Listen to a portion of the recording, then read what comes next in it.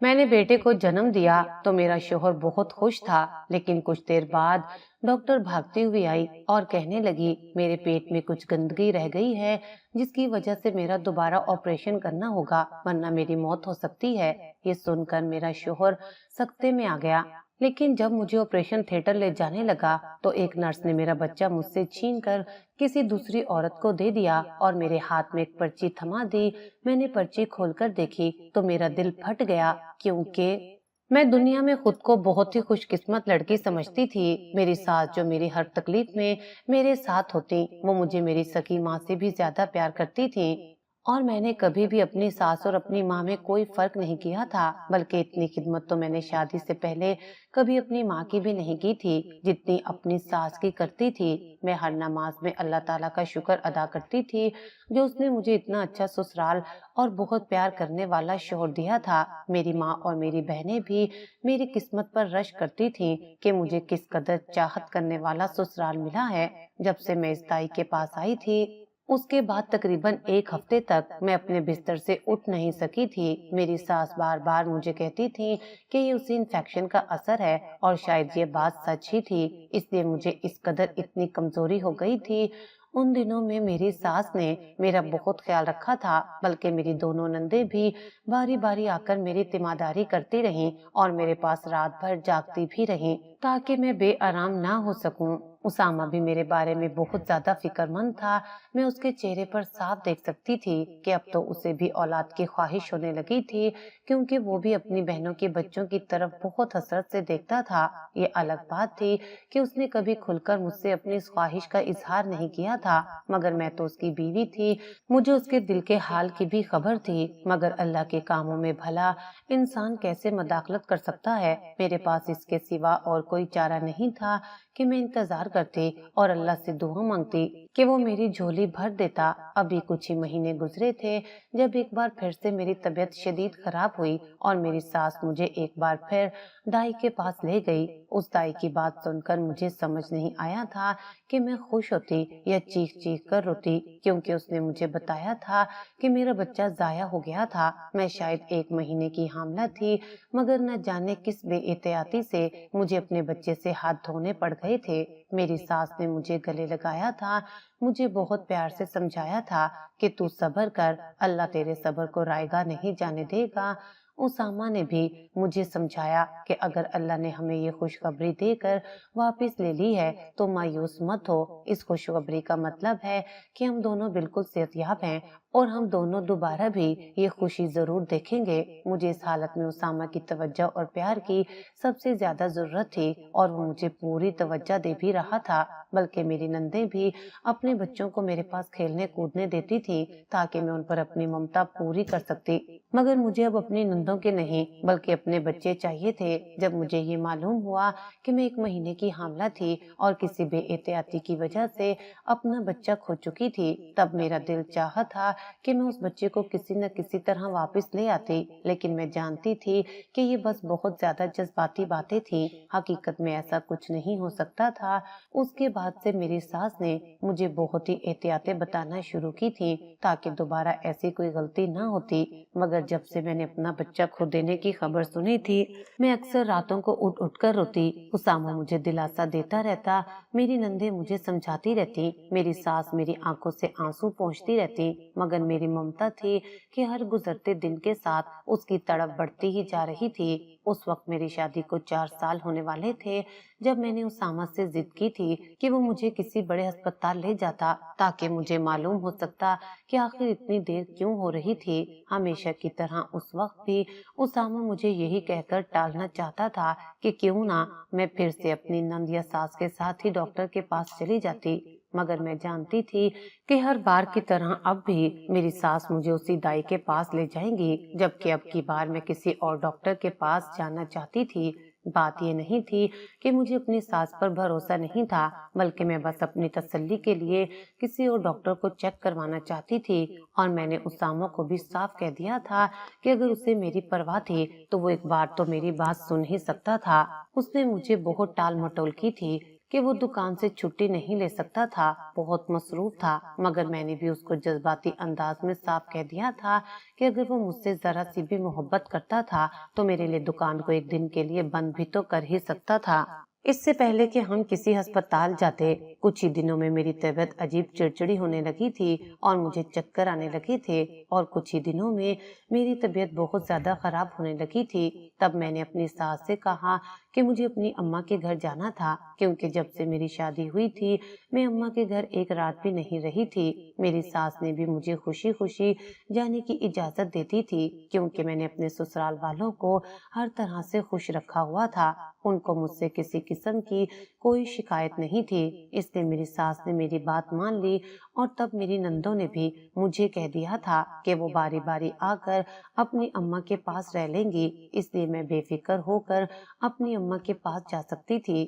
آخر میرا بھی تو دل چاہتا تھا کہ میں اپنی اماں کے ساتھ کچھ وقت گزاروں، اس لیے اسامہ مجھے ایک ہفتے کے لیے اماں کے گھر چھوڑنے کو تیار ہو گیا تھا، کیونکہ وہ بھی جانتا تھا کہ میری طبیعت ٹھیک نہیں تھی۔ مگر اماں کے گھر جانے کے بعد وہ خبر سن کر میرے پیروں تلے سے زمین نکل گئی تھی۔ میرا نام نشا ہے اور میرا تعلق لاہور کے پرانے شہر سے تھا، جہاں میں اپنے اماں اور ابا اور 3 چھوٹی بہنوں کے ساتھ ایک کچے مکان میں رہتی تھی۔ میرے ابا کا کوئی مستقل روزگار تو نہ تھا، لیکن وہ محنت مزدوری والے سبھی کام کر لیا کرتے تھے۔ جب اماں کو ایک کے بعد ایک کر کے 4 بیٹیاں ہو گئیں تو محلے کے ساتھ ساتھ خاندان بھر کے لوگ بھی اماں کو باتیں کرنے لگے۔ اماں نے تو ان کی باتوں کو نظر انداز ہی کر دیا، مگر ابا کے تو جیسے دل میں وہ سب باتیں بیٹھ سی گئی تھی۔ میں سب بہنوں میں بڑی تھی، اس لیے میں اماں کے ساتھ مل کر سارے گھر کے کام کاج کرتی تھی۔ یہی وجہ تھی کہ میں چھوٹی عمر میں ہی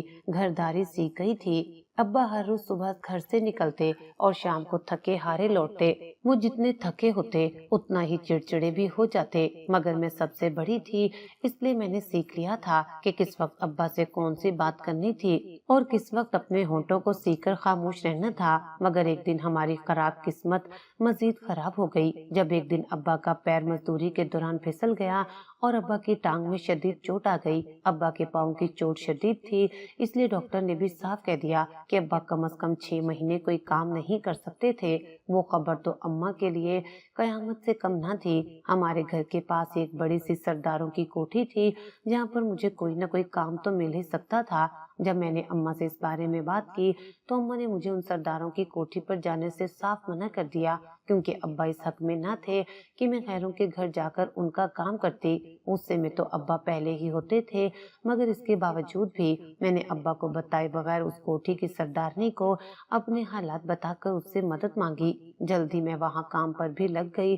وہاں پر کام تو کچھ زیادہ نہ تھا، اس لیے مجھے مہینے میں 5 یا 6 بار جا کر ساری کوٹھی کو دھو کر شیشے کی طرح چمکانا ہوتا تھا، جس کے مجھے مہینے بھر کے 8,000 روپے ملنے لگے تھے، اور میرے لیے تو جیسے وہ 8,000 بھی میرا سارا خزانہ تھے۔ میں بہت عرصہ ان سرداروں کی کوٹھی میں کام کرتی رہی اور ابا سے چھپ کر گھر کے اخراجات چلانے میں ان کی مدد بھی کرتی رہی۔ مجھے لگا تھا کہ ابا کو کبھی معلوم نہیں ہوگا، مگر وہ میری زندگی کی سب سے بڑی بھول اور غلطی تھی جب ابا کو کسی طرح سے معلوم ہو گیا کہ ان کی سب سے بڑی بیٹی جو جوان ہو گئی تھی وہ لوگوں کے گھروں میں کام کر کے کچھ پیسے کما رہی تھی، تو یہ ان کے لیے بہت زیادہ شرمندگی کا باعث بنا تھا۔ مجھے تو لگا تھا کہ ابا خوش ہوں گے کہ ان کی بیٹی کو ان کا احساس تھا، مگر انہوں نے مجھے کچھ کہنے سے پہلے ہی اماں کو بھی اچھی خاصی سنا دی کہ وہ جوان بیٹیوں کو جان بوجھ کر سرداروں کی کوٹھی پر بھیج رہی تھی۔ اماں نے ابا کو صفائیاں دینے کی بہت کوشش کی، مگر ابا نے پہلے کب اماں کی کوئی بات سنی تھی جو اب سن لیتے۔ ابا تو اماں کو کہنے لگے کہ جتنی تو نے لڑکیاں پیدا کی ہیں اب ان کو بیاہ کر ان کے گھر کا کر دے۔ اس روز ابا کی آواز پورے گھر میں گونج رہی تھی جیسے کوئی طوفان آ گیا تھا۔ اماں نے ہمیشہ کی طرح دوپٹے سے اپنے آنسو پونچھے اور چپ چاپ چولہے کی طرف رخ موڑ لیا، مگر میرے دل پر ابا کے وہ الفاظ کسی چھری کی طرح چبھ گئے۔ میں نے تو سوچا تھا کہ ابا فخر سے کہیں گے کہ میری بیٹی کو اپنے باپ کا احساس ہے، तभी तो वो मेरे बोझ को बांटने निकली है, मगर यहाँ तो जैसे मैंने कोई बहुत बड़ा गुनाह कर डाला था, जिसकी सजा के तौर पर अब्बा ने मेरा रिश्ता ढूंढना शुरू कर दिया। मैं बेशक बहनों में सबसे बड़ी थी, मगर उस वक्त मेरी उम्र भी मुश्किल से 18 साल ही थी जब अब्बा ने मेरे हाथ पीले करने का फैसला कर लिया था।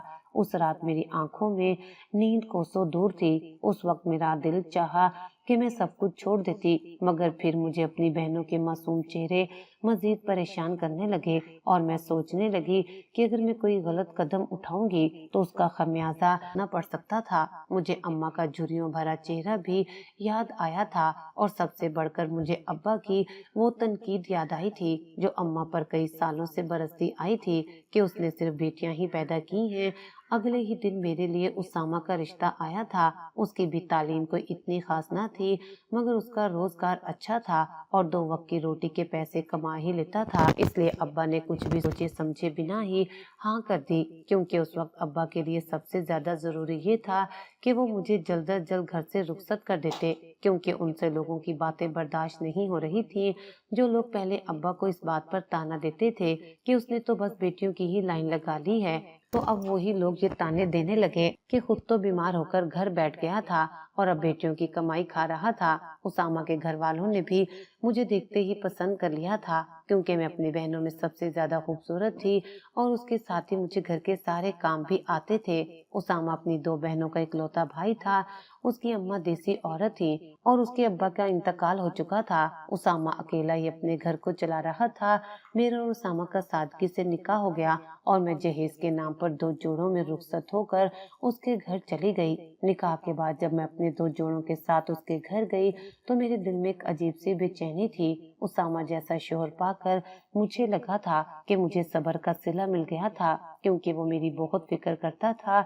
उसकी फैमिली छोटी सी तो थी, वो अपनी अम्मा के साथ एक छोटे से घर में रहता था और उसकी बाजार में कपड़ों की दुकान थी, जिससे घर का गुजारा बहुत अच्छा हो जाता था। उसामा के साथ मेरी जिंदगी खुशहाल गुजर रही थी और सबसे बढ़कर ये कि उसने मेरी हर बात को समझा, मेरे जज्बात की कदर की थी और मुझे मेरे ख्वाबों समेत कबूल किया था।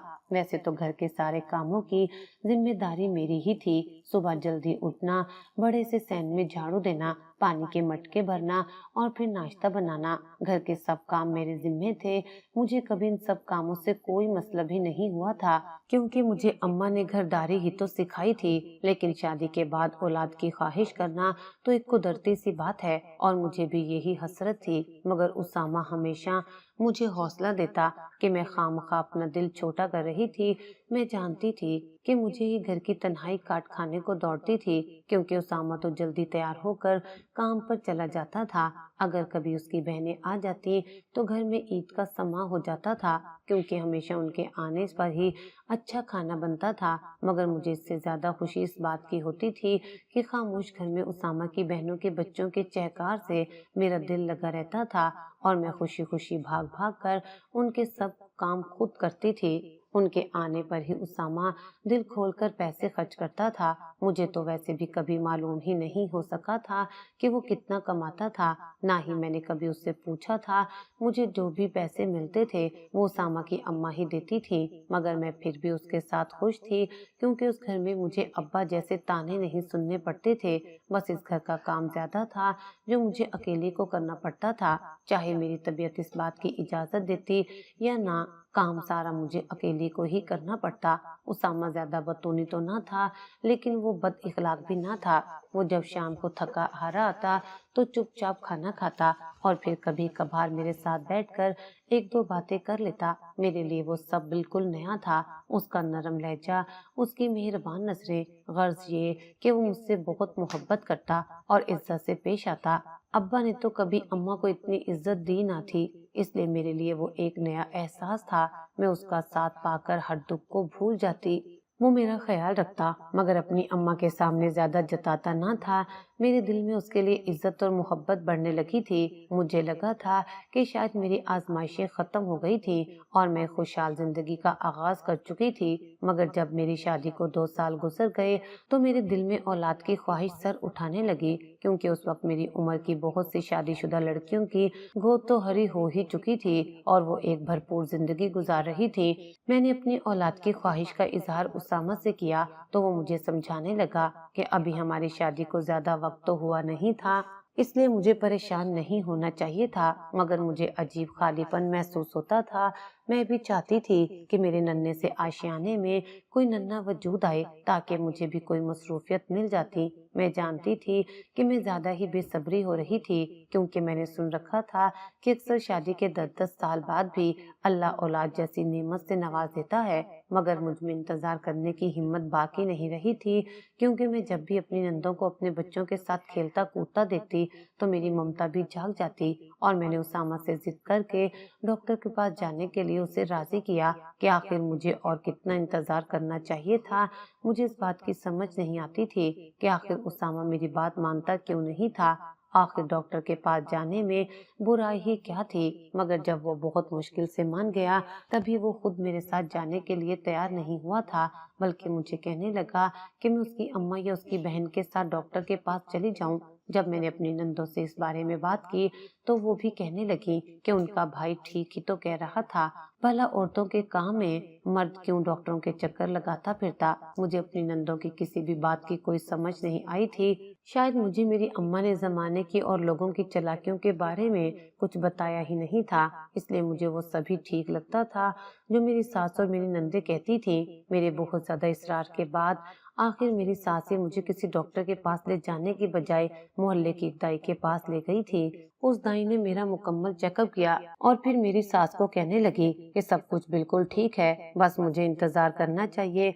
लेकिन मैं आखिर कितना इंतजार करती। मेरी शादी को 2 साल ही तो हो गए थे, मगर मेरी सास फिर भी मुझसे खुश थी, बल्कि वो बार बार मुझे भी यही कहती कि बेटी थोड़ा इंतजार कर ले, अल्लाह तुझे अपनी औलाद भी दे देगा। और तुझे इतनी जल्दी क्या है, तेरी नंदों के भी तो बच्चे हैं, वो भी तो तेरे अपने ही बच्चे हैं।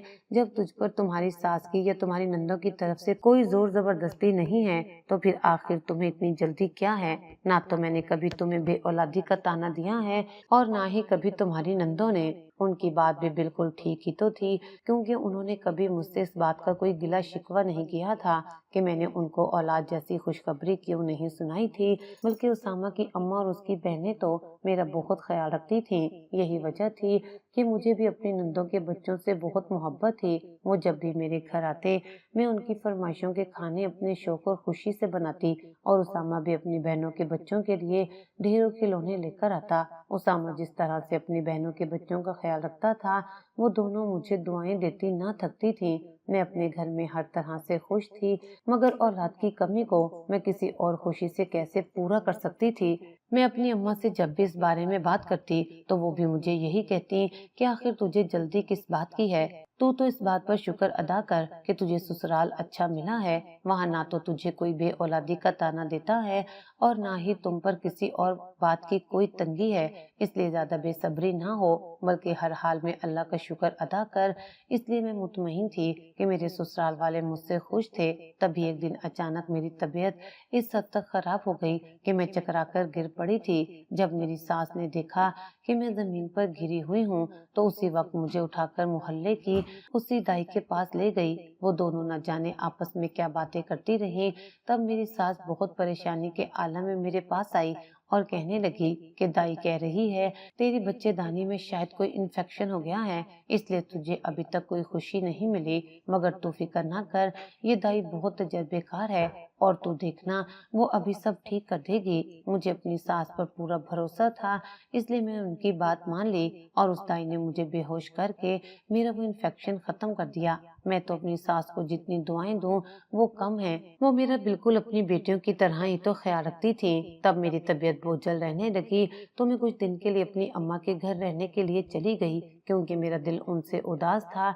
मगर वहां जाकर मुझे मालूम हुआ कि मैं उम्मीद से थी। मुझे मालूम हुआ कि मेरी तबीयत में जो चिड़चिड़ापन आया था वो किसी और वजह से नहीं, बल्कि मैं उम्मीद से थी। आखिरकार शादी के 4 साल बाद میرے خدا کو میرا صبر پسند آ گیا تھا اور اس نے میری گود ہری کر ہی دی تھی۔ جب میں نے اماں کو بتایا کہ میری طبیعت خراب رہنے لگی تھی تو وہ میری حالت دیکھتے ہی سمجھ گئی تھی کہ میں امید سے تھی، مگر پھر بھی تسلی کے لیے وہ مجھے ایک چھوٹے سے کلینک پر لے گئی تھی، جہاں کی لیڈی ڈاکٹر نے میرا الٹرا ساؤنڈ کر کے اس بات کا یقین دلایا تھا کہ میں 1 مہینے کی حاملہ تھی۔ یہ خبر سن کر تو میرے پاؤں زمین پر نہیں ٹک رہے تھے، مجھے ایسا لگ رہا تھا جیسے دنیا بھر کی خوشیاں میری جھولی میں آ گئی تھی۔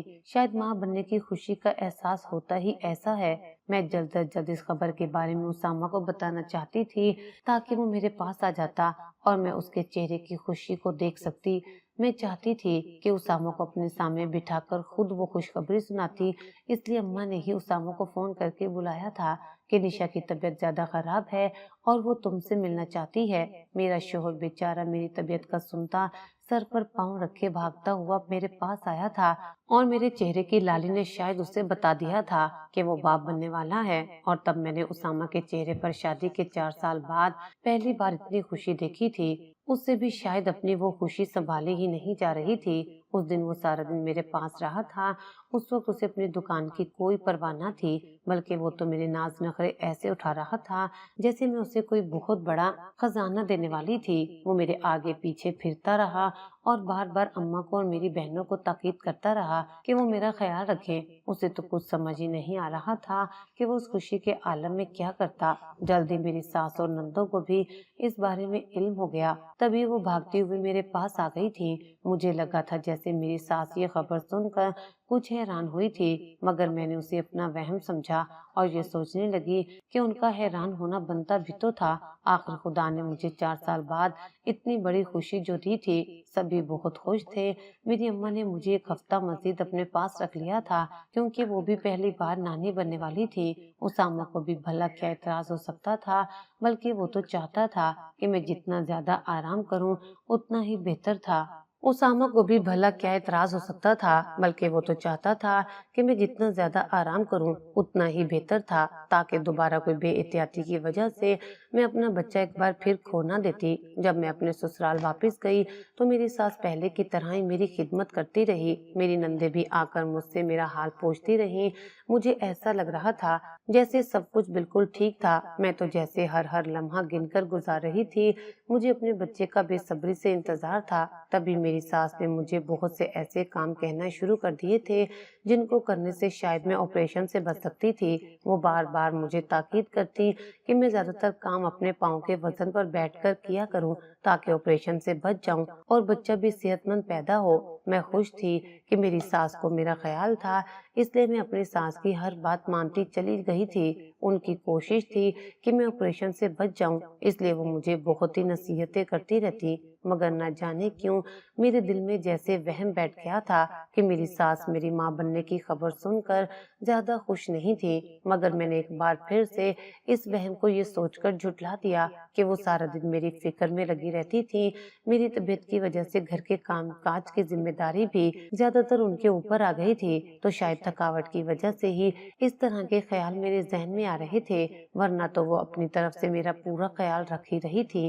اسامہ بھی بہت زیادہ خوش تھا اور وہ ہر ہفتے مجھے سرکاری ہسپتال لے جاتا تھا، کیونکہ میں نے ہی اسے کہا تھا کہ مجھے اب کسی بڑے ہسپتال میں جانا تھا۔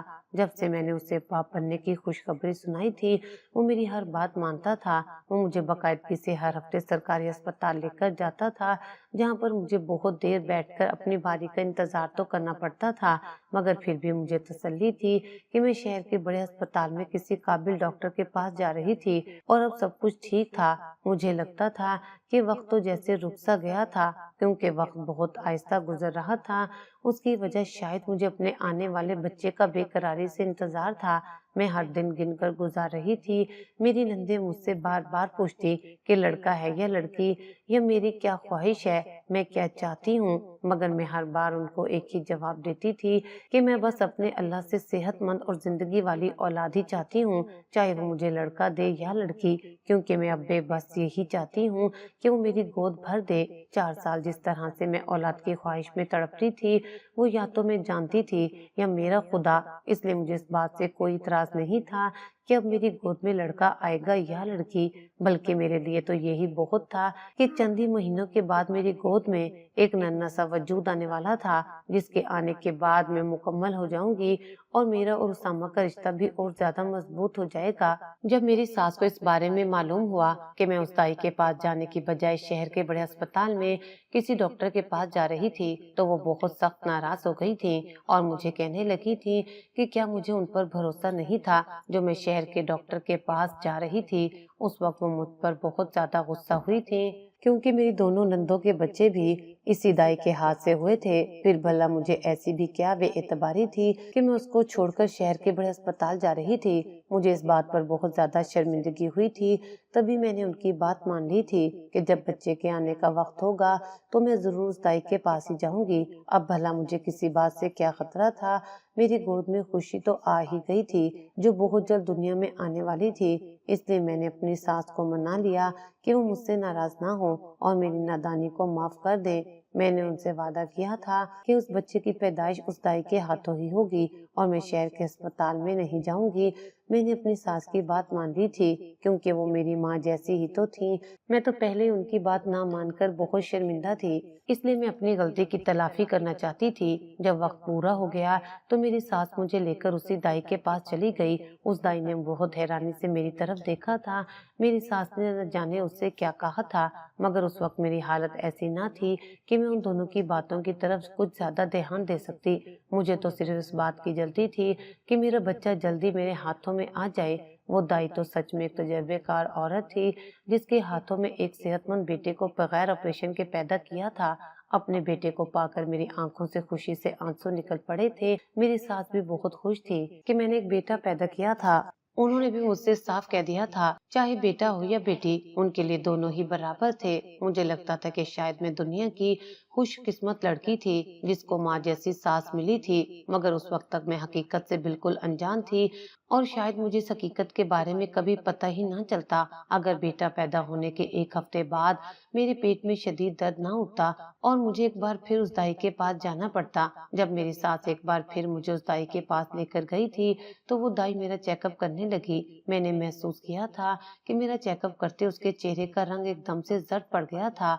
वो कहने लगी थी कि बच्चा पैदा होने के बाद मेरे पेट में कुछ इन्फेक्शन और गंदगी रह गई थी, जिसको साफ करने के लिए शायद अब ऑपरेशन करना पड़ेगा। मेरी सास ने एक साइड पर ले जाकर दाई से तफसीली बात की थी और फिर मेरी सास ऑपरेशन के लिए राजी भी हो गई थी। मैं हैरान थी कि मेरी सास जो पहले चाहती थी कि मेरा ऑपरेशन ना हो, बल्कि मैं ऑपरेशन के बगैर ही बच्चा पैदा कर दूं, तो अब अचानक वो मेरे ऑपरेशन के लिए राजी कैसे हो गई थी। मगर मैं ये सोचकर खामोश हो गई कि उनको मेरी परवाह थी, इसलिए उनको ही बेहतर मालूम था कि मेरे लिए क्या बेहतर था क्या नहीं। और वैसे भी उस वक्त मेरी उम्र 22 साल ही तो थी, जबकि मेरी सास ने तो दुनिया देख रखी थी। वो एक समझदार औरत थी, इसलिए मैंने अपनी सास की बात मान ली। मगर उस दाई ने कहा था कि ऑपरेशन 2 दिन के बाद होगा, इसलिए मैं 2 दिन घर में आराम करती। उसने मुझे मुकम्मल आराम का कहा था कि मैं बिस्तर से कदम भी ना उतारूं, ताकि मैं जितना ज्यादा आराम करती मुझे उतना ज्यादा सहूलत होती। जब मैंने उसामा को इस बारे में बताया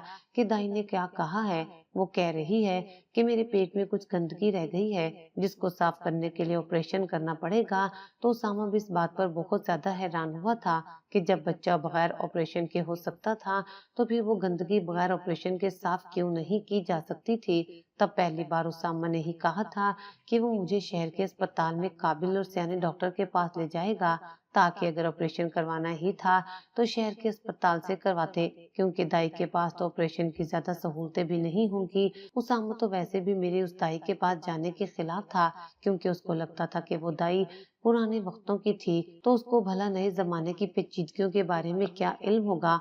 मैंने उसामा को सब कुछ बता दिया कि अगर मैं शहर के अस्पताल जाऊंगी तो उसकी अम्मा मुझसे नाराज हो जाएंगी, मगर उसामा ने कहा था कि अस्पताल जाना हम दोनों के दरमियान एक राज ही रहेगा और वो अपनी अम्मा को इस बारे में कुछ नहीं बताएगा। जब सारा मसला हल हो जाएगा तो वो खुद ही अपनी अम्मा को समझा लेगा। इसलिए मैं भी खामोश हो गई थी। दाई ने मुझे 2 दिन का वक्त दिया था, लेकिन एक दिन के बाद ही उस اسامہ نے اپنی اماں سے بہانہ بنایا تھا اور مجھے لے کر شہر کے اسپتال چلا گیا تھا۔ جب اسامہ نے ڈاکٹر سے بات کی اور اسے وہ سب کچھ بتایا جو دائی نے بتایا تھا تو ڈاکٹر نے میرا مکمل چیک اپ کیا اور وہ میرا چیک اپ کرنے کے بعد حیران رہ گیا تھا کہ آخر میں کس اناڑی ڈاکٹر کے پاس جاتی رہی تھی۔ شاید یہی موقع تھا کہ وہ اپنی ماں کو بتا سکتا کہ وہ دائی ایک اناڑی عورت تھی اور اس کو نئے زمانے کی پیچیدگیوں کے بارے میں کوئی اندازہ نہیں تھا، اس لیے اسی وقت وہ اپنی اماں کو بھی ہسپتال لے آیا تھا۔ ہسپتال آتے ہی میری ساس نے مجھے غصے سے دیکھا تھا کہ میں نے ان کی بات کیوں نہیں مانی اور ایک بار پھر سے شہر کے اسپتال کیوں آ گئی تھی، مگر اسامہ نے ساری بات سنبھالی تھی۔ ڈاکٹر نے یقین دلایا تھا کہ وہ میرا چھوٹا سا آپریشن کرے گا تاکہ میرے پیٹ میں موجود گندگی کو صاف کر دیا جائے، مگر ڈاکٹر کے چہرے کے تاثرات سے مجھے لگ رہا تھا جیسے کہیں کچھ نہ کچھ گڑبڑ تو ضرور تھی۔ جب میرا آپریشن ہوا تو میں نے دیکھا کہ میری ساس نرس سے پتہ نہیں کیا کیا کہہ رہی تھی، مگر مجھے ہوش میں آتا دیکھ کر میری ساس جلدی سے کمرے سے باہر چلی گئی۔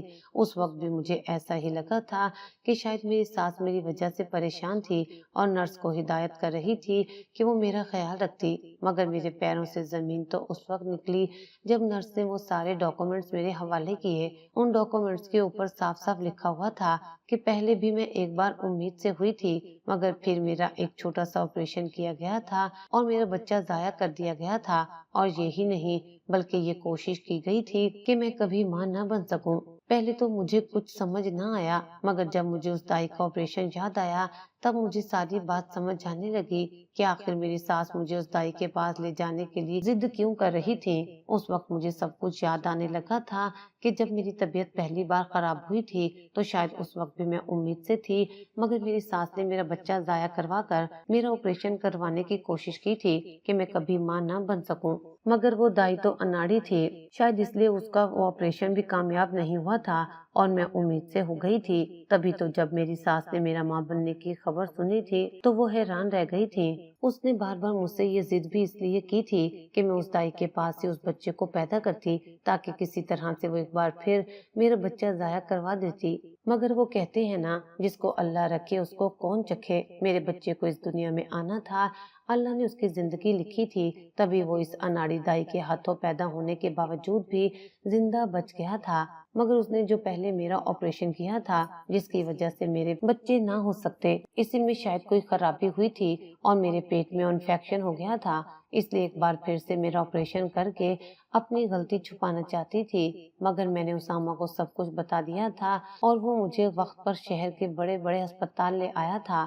شہر کے بڑے بڑے ہسپتال کے قابل ڈاکٹر کو میرا چیک اپ کرتے ہی اندازہ ہو گیا تھا کہ کسی اناڑی نے میرے ساتھ کچھ غلط کرنے کی کوشش کی تھی، تبھی تو اس ڈاکٹر کو بے حد غصہ آیا تھا کہ آخر میں کس ڈاکٹر کے پاس جاتی رہتی تھی۔ میری ساس نے نرس کو بھی پیسے دے کر اس کا بھی منہ بند کروانے کی کوشش کی تھی، مگر وہ نرس شاید کوئی نیک عورت تھی جس نے مجھے سب کچھ بتا دیا تھا۔ مجھے تو ابھی بھی یقین ہی نہیں آ رہا تھا کہ میری ساس جو مجھ سے اتنی محبت کرتی تھی وہ تو میری سکی ماں کی طرح میرا خیال رکھتی تھی، پھر آخر وہ ایسا کیوں چاہتی تھی کہ میں اس کے بیٹے کے بچوں کی ماں نہ بنتی، اس بات کی مجھے سمجھ ہی نہیں آ رہی تھی، مگر اب تو سب کچھ کھل کر سامنے آ گیا تھا۔ اسامہ بھی سب کچھ جان گیا تھا، مگر اس کو اس بارے میں بالکل بھی اندازہ نہیں تھا کہ یہ سب کچھ اس کی اپنی ماں نے کروایا تھا۔ اسے تو لگا تھا کہ یہ اسی دائی کی غلطی تھی۔ جب وہ پولیس کو لے کر اس دائی کے دروازے پر پہنچا تو دائی نے روتے ہوئے سب سچ بتا دیا تھا کہ اس نے یہ سب اسی کی ماں کے کہنے پر کیا تھا۔ یہ انکشاف تو شاید اس کے لیے بھی کسی قیامت سے کم نہ تھا۔ وہ بھلا یہ کیسے برداشت کر سکتا تھا کہ اس کی اپنی ماں اس کے ساتھ اتنا بڑا ظلم کر سکتی تھی۔ وہ سب کچھ سننے کے بعد اسامہ اپنی ماں کے سامنے کھڑا ہو گیا تھا اور ان سے سوال پوچھنے لگا تھا کہ آخر انہوں نے ہمارے ساتھ ایسا کیوں کیا تھا۔ پہلے تو میری ساس مانی ہی نہ تھی کہ وہ ایسا کچھ کر سکتی تھی، مگر پھر وہ چیخ چیخ کر کہنے لگی تھی کہ اگر میری بہو کے ہاں بچے ہو جاتے تو پھر تم میری بیٹیوں کا خیال کس طرح سے رکھتے، اگر تمہارے اپنے بچے ہو جاتے تو پھر تم میری بیٹیوں کے بچوں کا خیال کس طرح سے رکھتے۔ میری بیٹیاں مجھے بار بار یہی کہتی تھی کہ اگر بھائی کے ہاں بھی اولاد ہو گئی تو وہ تو ہمیں اپنے گھر آنے بھی نہیں دے گا، بلکہ اپنی اولاد کی محبت میں ہمارے بچوں کو بھی بھول جائے گا۔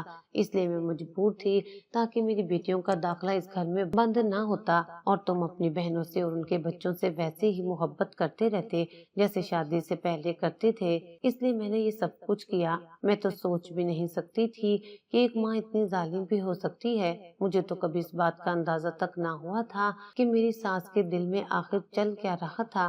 वो चाहती थी कि मैं बस सारी जिंदगी उसकी बेटियों की, उसकी नवासियों की खिदमत करती रहूं और मेरी अपनी गोद कभी हरी ना हो, क्योंकि खुद भी जानती थी कि अपनी औलाद के आगे किसी की औलाद ज्यादा मायने नहीं रखती।